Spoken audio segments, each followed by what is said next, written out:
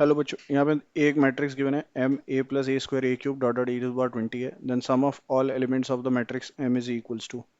सो अगर हम ए square find करें तो दैट इज 1 1 1 0 1 1 एंड 0 0 1। इसका मल्टीप्लाई इसी में करेंगे 1 1 1 0 1 1 and 0 0 1। So that comes out is basically कितना आ रहा है ये 1 3 6 0 1 3 एंड 0 0 1।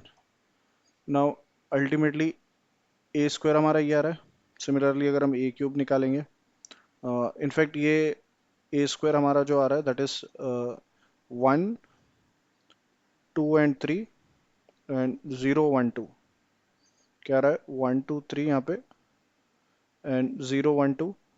देन ए क्यूब में अगर देखेंगे तो ए स्क्वायर इंटू ए करेंगे तो that comes out as 1 3 6 0 1 3 0 0 1। So basically a cube में अगर आप ध्यान से देखिए तो यहाँ 3 है तो यहाँ पे भी 3 है, ए टू में यहाँ 2 है तो यहाँ 2 है। सो इसी तरह से A20 में अगर हम देखें तो दैट इज 1 0 0 1 0 1। यहाँ 20 आ जाएगा, यहाँ 20, और 3 में यहाँ 6 आ रहा है, 2 में यहाँ 3 आ रहा है।